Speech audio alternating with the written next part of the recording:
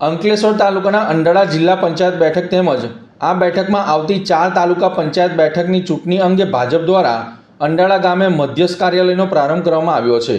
ભરૂચના ધારાસભ્ય રમેશ મિસ્ત્રીના હસ્તે મધ્યસ્થ કાર્યાલયના ઉદ્ઘાટન કરવામાં આવ્યું હતું।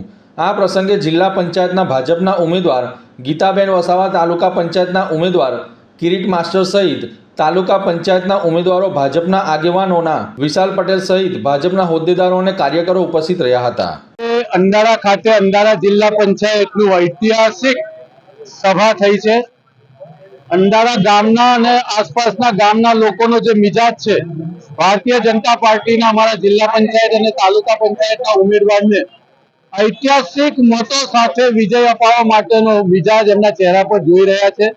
દેશમાં પ્રધાનમંત્રી નરેન્દ્રભાઈ મોદી અને ગુજરાતના મુખ્યમંત્રી શ્રી ભૂપેન્દ્રભાઈ પટેલના નેતૃત્વમાં પ્રદેશ અધ્યક્ષ જગદીશ વિશ્વકર્માના માર્ગદર્શન નીચે સમગ્ર ગુજરાતમાં ભારતીય જનતા પાર્ટીનું સ્ટીમ રોલર આગળ વધી રહ્યું છે। ભરૂચ જિલ્લામાં પણ ભારતીય જનતા પાર્ટી ખૂબ ઐતિહાસિક મત સાથે જીતશે। અંડાળા જિલ્લા પંચાયતમાં અમારા ઉમેદવાર ગીતાબેન વસાવા અને તાલુકા પંચાયતના અમારા તમામ ઉમેદવારો એ જંગી બહુમતીથી વિજય મેળવીને સમગ્ર ભરૂચ જિલ્લામાં 34 જિલ્લા પંચાયતમાં સૌથી વધારે મતોથી અંડાળા જિલ્લા પંચાયત જીતવા માટેનો સંકલ્પ એ આજની આ સભામાં પ્રજાએ લીધો છે।